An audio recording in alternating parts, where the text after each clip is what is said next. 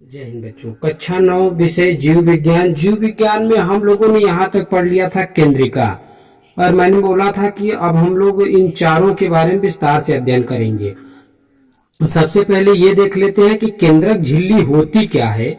केंद्रक माने होता है बीच में, झिल्ली माने एकदम पतला, जो प्याज अगर आप लोगों ने छीला होगा तो उसमें झिल्ली बनी होती है।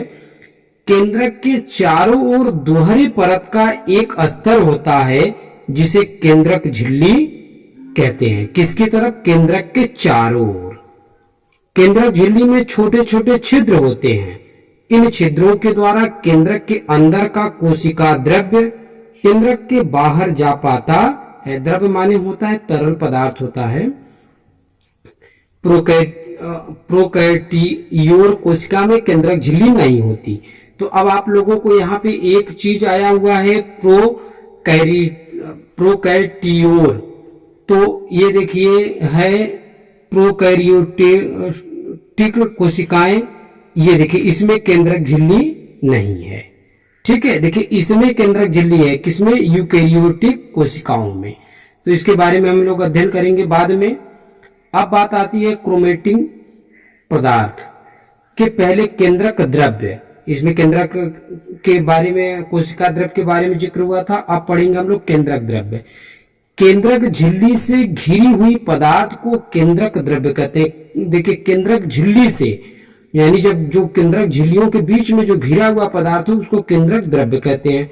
यह एक पारदर्शी समांगी माने एक जैसा एवं गाढ़ा तरल घोल होता है। इसमें आरएनए तथा केंद्रिका पाए जाते हैं।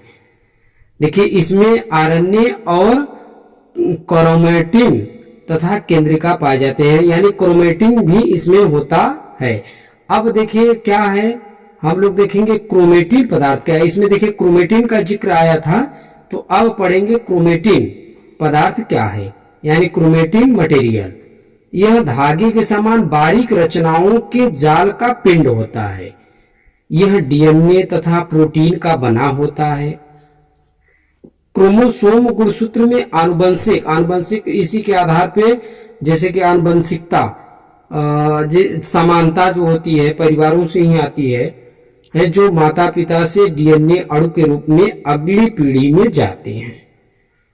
डीएनए के क्रियात्मक खंड को जीन कहते हैं। देखिए क्रोमेटिन पदार्थ कितने हैं? ये धागे के समान बारीक रचनाओं का जाल पिंड होता है।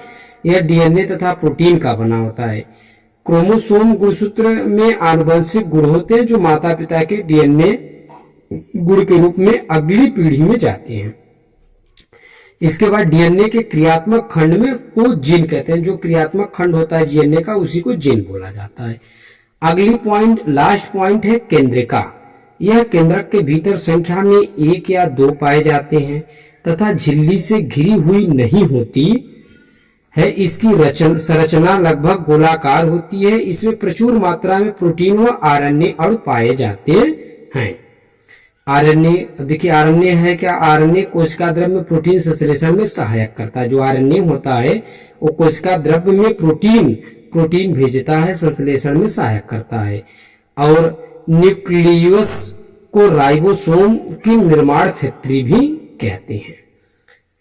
इसके बाद केंद्रक के कार्य, यही जो केंद्रिका है इसके क्या कार्य होते हैं ये देखिए।